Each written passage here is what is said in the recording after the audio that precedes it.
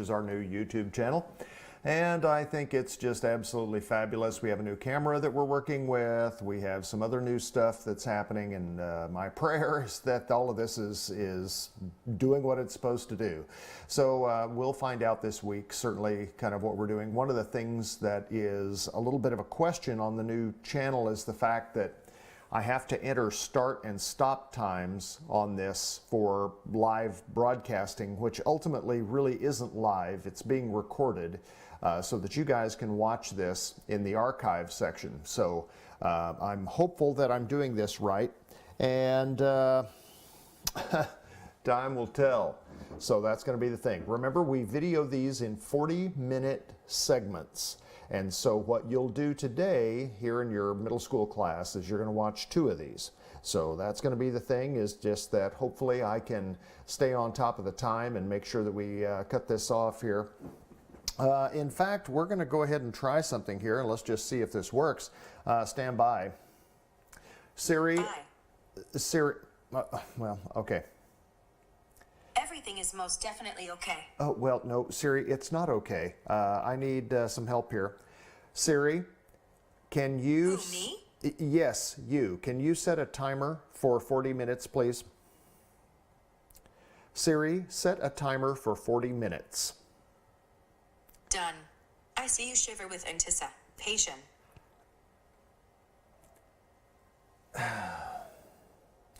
Anyway, there we go. So we've got Siri working for us here, which you know, that's just pretty awesome, I think. So anyway, we're going to keep going here, guys, and there we go. Let me be one of the first, and perhaps not the first, but probably the heaviest, to wish you a happy Hanukkah. Hanukkah starts, I believe, at sundown this evening, if memory serves. Again, happy Hanukkah. We're going to start here, guys, with the propeller as advertised. Remember that I asked you to be prepared to explain to me some of these systems. And we're going to start with the propeller. So if we look here at the cutaway here on figure 7-6, one of the things that you're going to see here is that in a propeller blade, this is the hub here, and this is where the propeller is attached to a shaft that is either directly or indirectly connected to the crankshaft. I should not have to tell you guys what or where that is.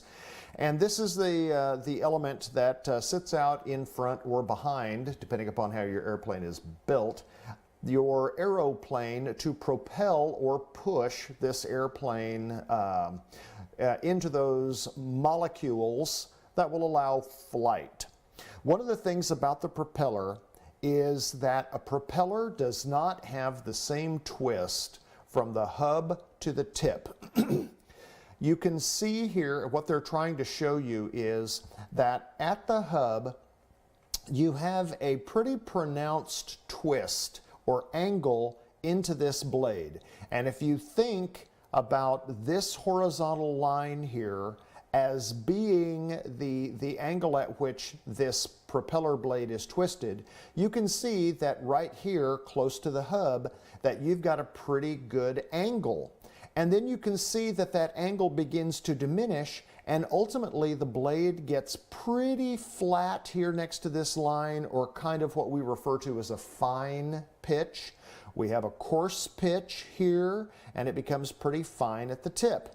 So someone tell me, for the sake of Orville and Wilbur, why we have such a twist to this blade.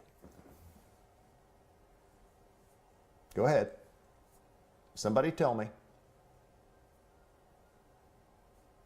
Okay, well, if somebody said these words, and of course I have no way of knowing because this is just pure theater, is that if you talk here about the balance of the load across the blade, then you would be correct. If you said anything else, get out.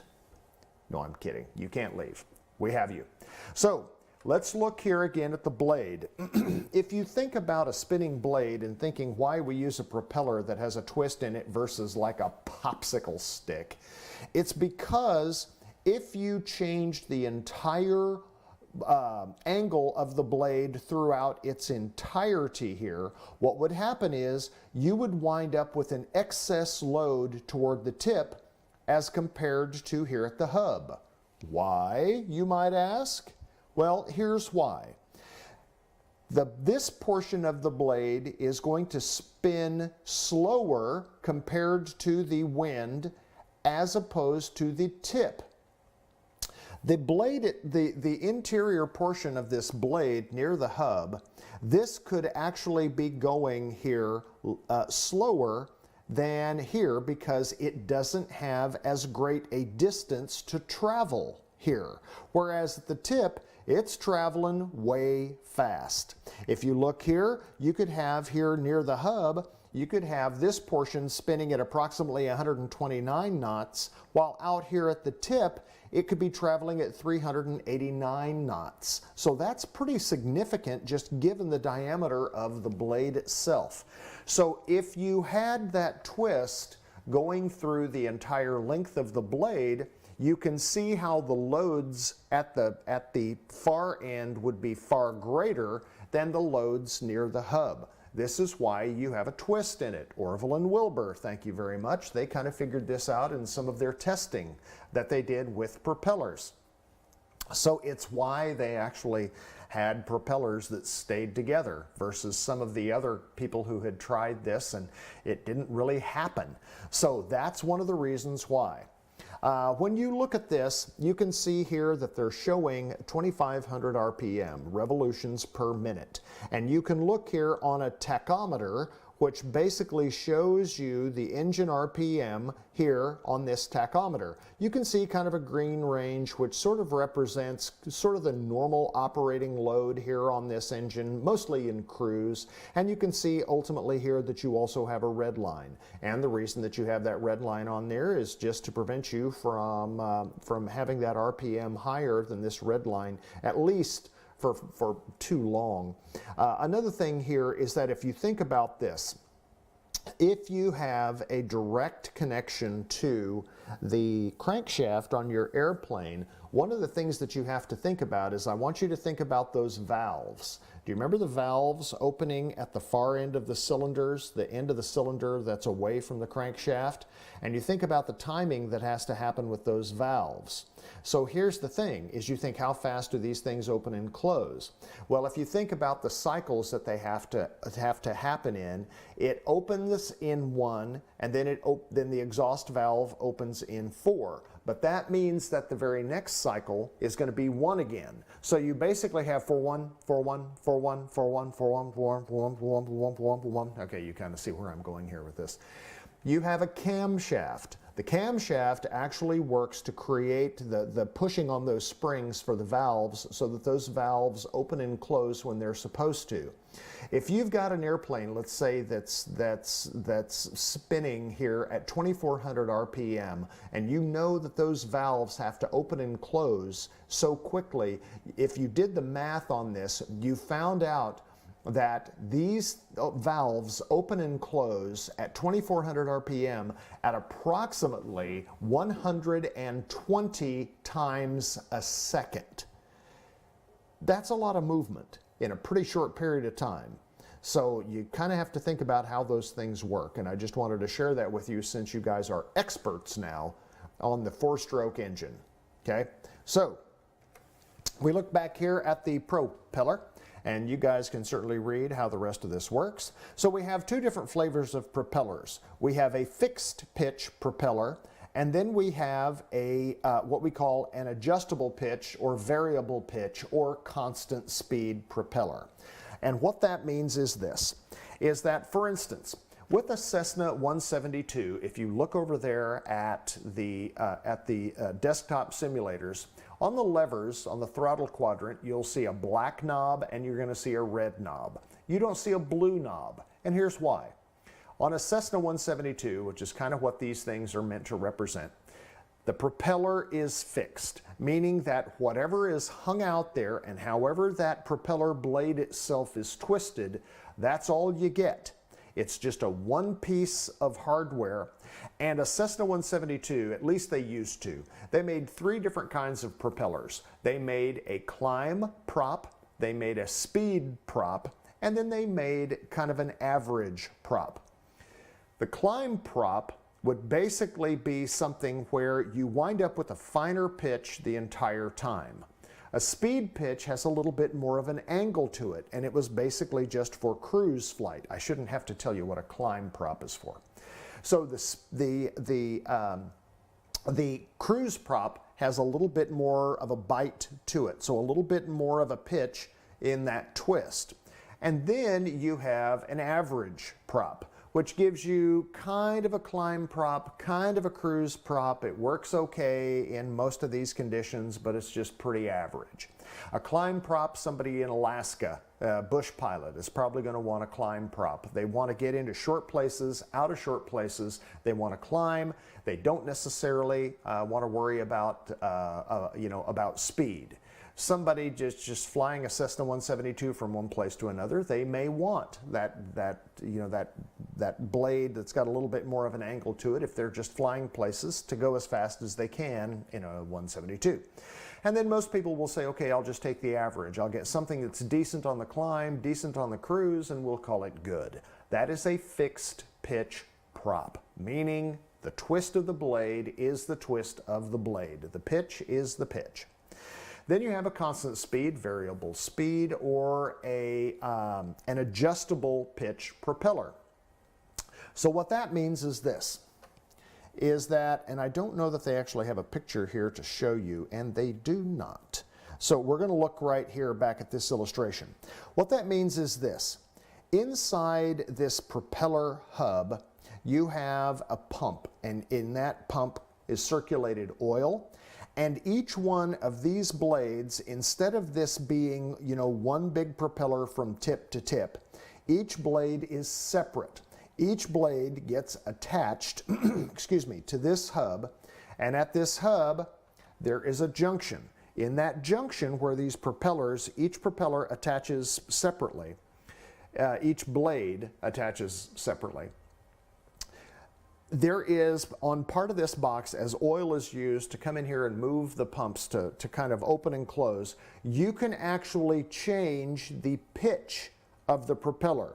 The twist of the blade stays the same. We don't have any blade warping out here, but the actual twist itself from the hub can be controlled by the pilot. That uses that lever that has the blue handle on it. And some of you have seen that. We have that in the FMX.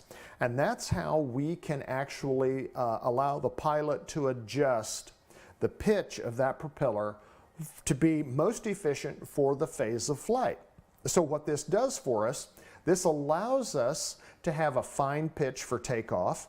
And then we can reduce that pitch in cruise to allow us to cruise more efficiently. Then when we land, we can then again push that lever forward to make the pitch fine again, which can help us slow down actually and prepare us for a go-around if we need to. So that's kind of what that purpose of that constant speed, adjustable pitch, or variable pitch propeller is. It's another system on the airplane. It adds a degree of complexity to it. Yeah, there's one more thing for you to think about, but it is really a neat addition to aircraft.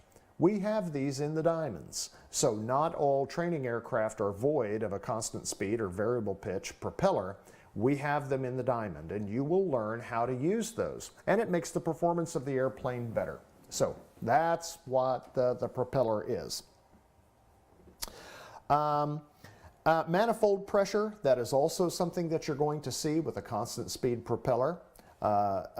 So you'll just kind of watch that there, and it's kind of an idea of the pressures that you might have in the airplane there as well. So you'll see something more than just RPM, you'll see manifold pressure.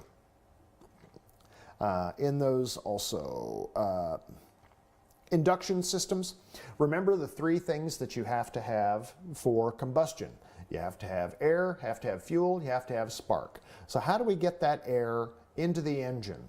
Well, you have induction systems that allow these things to allow that air to come into your engine. The carburetor system, as you guys have seen, allows that air and fuel to be mixed together prior to entry into the combustion chamber. A fuel-injected system doesn't do that. A fuel-injection system will have the air coming in through the intake valve, but it'll have a special nozzle that'll go into the cylinder to squirt fuel in just as that air is coming into the chamber. So they're not mixed prior to the combustion chamber. That is fuel injection.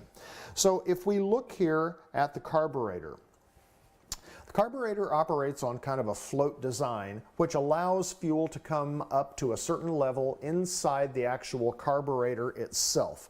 And that's kind of in that fuel chamber.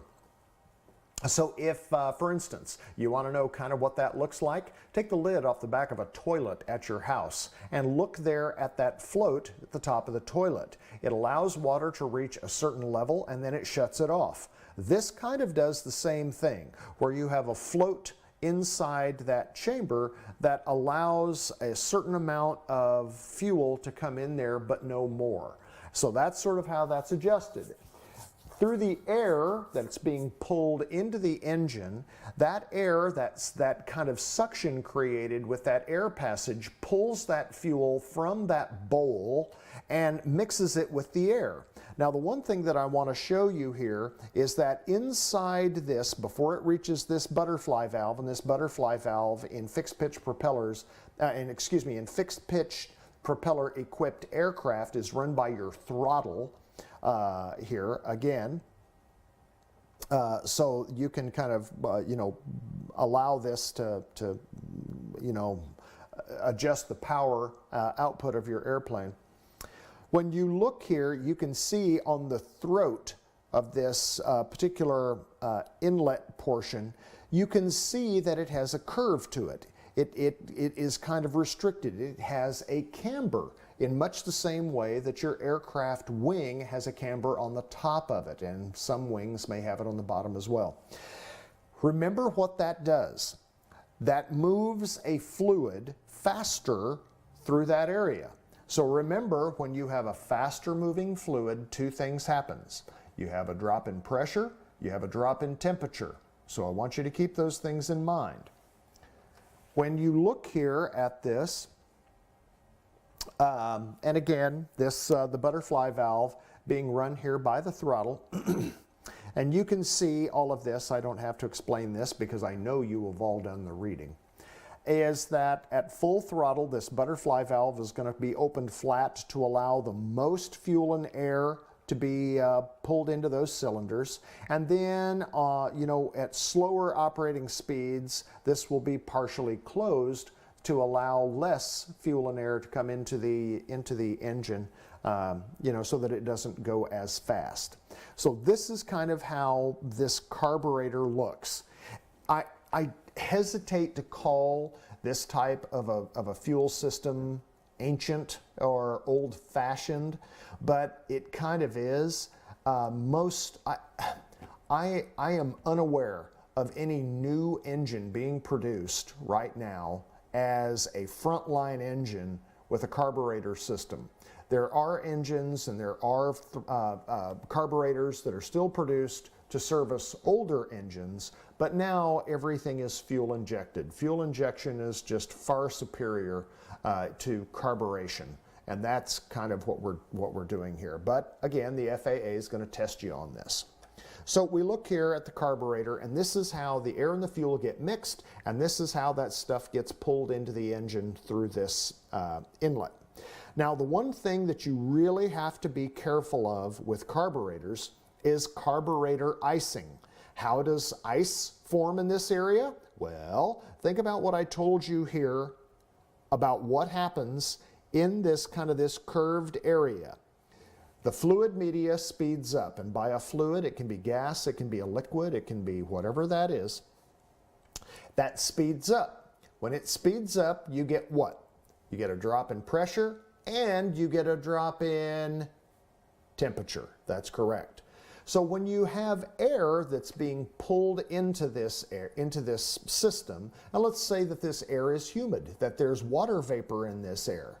That water vapor, with that change in temperature, can reach the dew point, meaning that that water vapor can leave the suspension of that air and it can actually precipitate out and freeze. When it freezes, then what happens is it can freeze and it can create a constriction here in this venturi. It can also freeze here on the valve, the butterfly valve itself.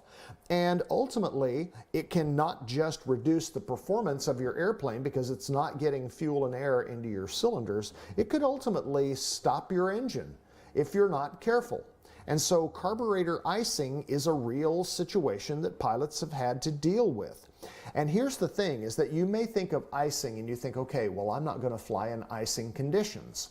Have you ever flown when the relative air temperature was 70 degrees Fahrenheit?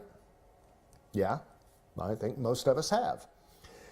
When the air has enough humidity in it, carburetor icing can occur in temperatures of up to 70 degrees Fahrenheit when the conditions are right. So it's not just cold weather operations. It can be relatively warm weather operations when there's enough water vapor in the air. So you can't just think, well, it's a pretty warm day today. I'm sure I'm not going to have to worry about icing. Think again. So this is one of the issues with carburetors. So to prevent that, what happens is that we have something called carburetor heat. Carburetor heat, in essence, puts warm air into the mix. That warm air will ultimately melt it'll melt the ice. Now again, that fluid and that ice is ingested into that engine and it just kind of burns up. Is it great for the engine? Probably not, but it's just one of those things that happens, and it's how we get rid of it, is because it's got to be sucked into the engine to get basically burned, is sort of how that works. But you have to add warm air into that throttle body to kind of make it all go away. Well, think about this. When you do add that warm air, think about the difference between warm air and cold air. The warm air is going to be less dense. So what you're also going to have is, without adjusting your mixture here, you're going to have a rich situation here of the fuel-air mixture going into your engine. So you're going to have to be ready for that, because if you haven't been adjusting your mixture with your altitude and you add that warm air into the carburetor heat, which by the way is a little plunger knob on the front portion of your avionics panel, when you pull that carburetor heat on, less dense air goes in, the mixture is created, the mixture now relative to the air going in is now going to be rich, and if you're high enough, you could actually flood your engine and your engine quit that way. So you have to kind of think about, where's my mixture setting before I pull that carburetor heat, because you don't want to add insult to injury or create an injury because of your insult. Yeah. So remember that we have a way of getting rid of that, but it's kind of the Ozark way. Now, we have fuel injection systems. Fuel injection systems are systems that are metered by a computer into your engine, and then that fuel is then squirted into each cylinder. And you can see here on the figure 7-13 sort of how that works. Pulls from your fuel systems and it comes into your fuel air control unit. Again, these systems are governed in large part now by computers. Goes into a main manifold, and then from that manifold it gets squirted evenly into each cylinder so that each cylinder gets the same amount of fuel. And then that way it does not have to mix with the air. Now, does this completely get rid of icing? Well, not always. There is something called fuel icing, and this is a situation where the fuel can actually ice up. In cold temperatures, even jet fuel can ice up. It can get kind of like a gel sort of a configuration. And so in the wintertime, they put an additive in the jet fuel. One of them is called PRIST, P-R-I-S-T, which kind of helps that to keep it from freezing before it's actually combusted there in the jet engines. And so that's one way to kind of do it. We don't really put additives in 100 low lead, which is the avgas that we use for this. But I mean, I suppose you probably could, but I don't know of an engine manufacturer that recommends some form of a fuel additive to keep that from happening. You just kind of have to be aware and understand kind of where you are, especially with your leaning of your aircraft. So this is how that works there with fuel injection. Now then, remember I told you that we really weren't going to talk too much about superchargers or turbochargers. I will kind of walk you through this a little bit. Let's think about what a supercharger or a turbocharger does. What is the purpose of this? Remember, the limitation on what we call a normally aspirated engine, meaning that if you don't have some other way to pump air into that engine, it's normally aspirated. It'll just take in whatever it can take in. That's it. There's nothing that actually shoves more air into those cylinders.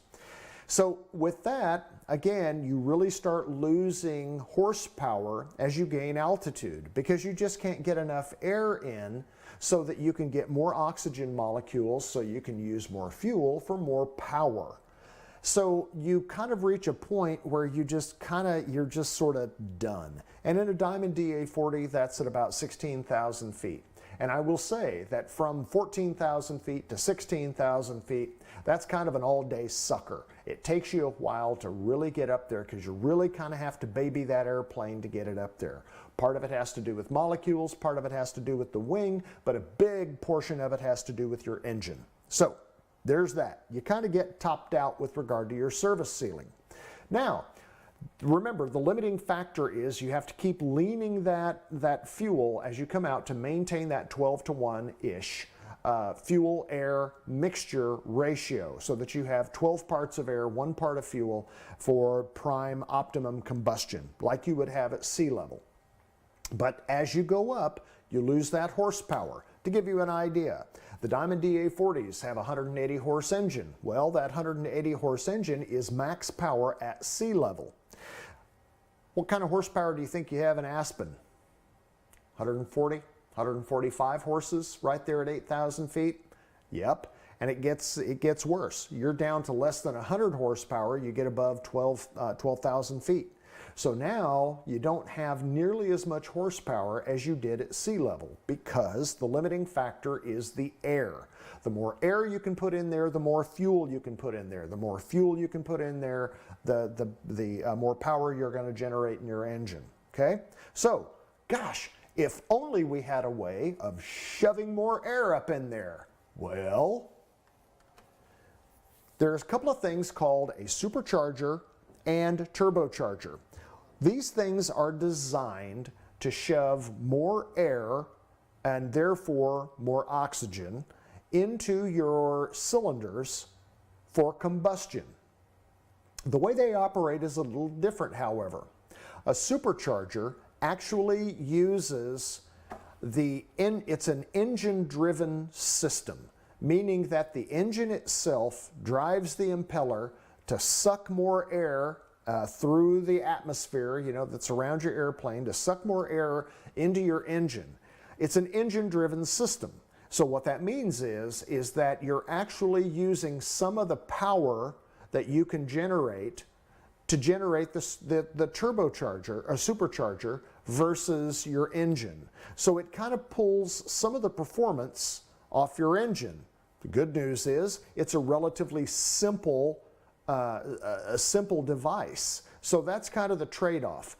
You use some of the energy that you might otherwise use with your engine to drive the supercharger, but it's a relatively simple system.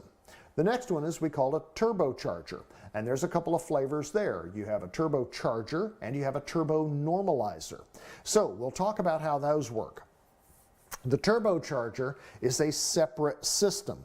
A separate system on here, and this is going through the graphs here as well, It's a separate system, and it operates on each side of your engine. So on a 6-cylinder engine, like they're showing you there, you have a turbocharger that'll work with the 3 cylinders on the right. You'll have a turbocharger that'll work with the 3 cylinders on the left. Each one of those is designed to go out there and run an impeller. In this case, it's powered by the exhaust coming through your exhaust pipes from your engines, and that's what drives that turbine. That turbine is what spools up and it pulls, much like a vacuum cleaner. If you guys have ever seen a Dyson vacuum cleaner and kind of how that works with that impeller, that's what you're looking at here on this. You're looking at a system here that creates a huge amount of suction to pull air into that engine for you to use in combustion. Now, can you just take all the air it'll shove in there? Well, no, not really, because you can put so much pressure in there that it'll actually blow that turbocharger right off the side of your engine. And that could be the start of a very bad day. So you have to have a way to control it. You use a throttle body here that kind of controls this, that controls the amount of airflow that goes into that engine so that you're not putting too much pressure in that system. Now that pressure is going to be read by something called manifold pressure. And that's that part that we talked about before, is that it's really the only way that you can put more than just whatever the ambient amount of pressure is in the cylinders of your engine, is by creating more air pressure going into that engine. And that manifold pressure, the pressure that is then created by the exhaust coming off this manifold, is this pressure that's read here through this device. And then you have a wastegate valve that ultimately operates here so that it controls the amount of pressure so that you do not overboost the amount of pressure going into that airplane. An overboost situation is bad for the engine. It's also bad for your turbocharger. Back when we were flying the Seneca, all of that was a manual operation. The way to control the overboost had to do with you managing the throttles. Here's the problem with the Seneca. The problem with the Seneca is that it did not have these Merlin wastegate valves or any of those other overboost protection systems. It was all done right here with throttle. But the way that you had to look at that is that you had to look at the RPM. You had to see, where am I here? Am I getting close to a boost? And can I look at my manifold pressure so that I don't put that over 35 inches and you primarily somewhere in that 31 to 35 inch range so that you're not overboosting. All of those gauges were down here by your your right knee. So here you are in a critical phase of flight on takeoff, trying to manage the amount of power, because you want all the power you can get, but you don't want to blow the things off the side of your engine. So you're having to look down here as you're running down the runway, trying to get airspeed and trying to manage manually all of your power. Gosh, I wonder why you have accidents on takeoff. Anyway, so this is kind of how a turbocharger works. So you can see here is that that's sort of the way that those things work. We get actually more into that in the commercial class. You'll get more of it in the private class that you'll take next time. Excuse me. But we get more of it in the commercial class about, you know, the subtle nuances of turbo normalizing and turbocharging. So there's that. The ignition system. Well, remember that whole fuel, air, and spark thing? Well, at some point we've got to have a way to make all of that happen. So here is where we have an ignition system. That ignition system runs spark plugs, and you'll remember that in the airplane we have a spark plug on the top and the bottom of each cylinder. It is a dual magneto system. The primary reason for that is safety, but it's also for performance. If you have two of those spark plugs facing each other in that cylinder, the control firing that you have that emanates from each one of those spark plug tips like this creates a better, more efficient fuel burn inside that combustion chamber, creating more performance. If you just have one sparking, it'll still go, but it's not going to create the amount of power that you might be needing or expecting. So that's just one of the fail-safes that we have in an airplane about how all of that stuff works. So again, 2 is better than 1, but 1 will still keep your airplane running, keep the engine running, and keep your airplane in the air, even though that it'll be at a lower level of performance. So when you look here, here's kind of how this works. It's all timed. You can see there in the bottom of figure 7-16, you can see the ignition switch, which looks a little different than a car. Because in a car, you just have one set of spark plugs for each cylinder. You crank the little sucker over to start your engine, you let go of the key, a spring takes it back to the position that it needs to be in, and off you go. In an airplane, you'll notice that you have off, right, left, both, and start. So what you have is you have a way to start the engine, and then when you start the engine fires, you let go of the key will then spring it back over here to the both position. Then in the engine run-up area, where we want to check and make sure that both of these magneto systems are firing appropriately, we have a way to manually check the right magneto system and the left magneto system, compare them to each other, and then if everything checks out right, goes back to the both position, and then we can begin our flight. But this is one of the ways that we do it, and it starts with that spark plug. This chapter here, as I'm sure you have read, you can look at that and see kind of how that works. Oil. Why do we have oil in this airplane? Anyone? What is the purpose of oil? Trick question. There is not just one single purpose for oil. Oil, as with a lot of other systems on this airplane, does a couple of things for us. So the first thing that it does, or one of the first things that it does, has to do with lubrication. Lubrication actually creates a little barrier between metal components in the engine. So if you think about the piston going in and out inside that cylinder, and remember those rings, the piston rings? The piston rings are the things that can actually have contact with the cylinder wall. It would be bad form for the piston itself to hit the cylinder wall, which sometimes it can if the rings are worn and the piston itself is making contact with the cylinder wall. That's not really what you want to have happen. That's why you have those rings in there, to provide that cushion, if you will, of safety inside that cylinder. But that oil lines that cylinder wall, and it keeps those rings from creating friction in there. Well, any more friction than it normally would. So it lubricates the moving parts inside the engine.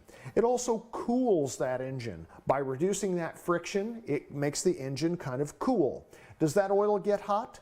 Yes, it does. So that oil then gets recycled, and in some cases it can go to an oil cooler. In fact, in some airplanes, the heat from the oil itself can heat the cockpit of the airplane. So let's think about this. In most airplanes where the engine is up front, we use that heat coming off the engine to create cabin heat. Remember, the exhaust pipe goes through a manifold. That manifold is a hollow metal tubing kind of a thing, and it collects that heat coming off the exhaust pipe.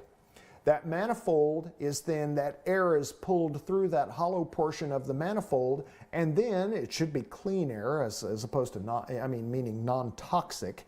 And so as that air is pulled in, you can use that for cabin heat. Well, what do you do if the engine is back behind you? What do you do in the case of a velocity? How do you heat the cabin? Well, I suppose you could come up with some way to actually pull that from the back, but it's probably not very efficient because, again, all of that stuff is going to be behind you as opposed to being in front of you. So one of the ways that they heat the cockpit of a velocity is that they have the oil cooler in the nose. So the engine oil can run up through a cooling device that then at the front of the airplane collects that heat, and then that heat is then pulled off that oil, and that can come into the cockpit of the airplane. So they can use those kinds of things to put heat inside the cabin. I know, it's kind of weird, and you're thinking, wow, that seems like an awful long way for the oil to go. Oh well. So you can look here and you can see here, and especially if you look at the bullet points there on this particular page, takes the heat away from the cylinders, gives that seal between the cylinder walls and the pistons, again the rings primarily, and then also let's just say that in some form of friction you create these fine little metal particles. That oil is then filtered through an oil filter, which captures some of those contaminants and keeps it from going back into the engine. Every time we change the oil, and we change the oil in an airplane about every 50 hours, each time that we do that, I say each time, almost every time that we do it, we send an oil sample to go get analyzed to make sure that we're not making metal inside the airplane, and if we are, where's it coming from?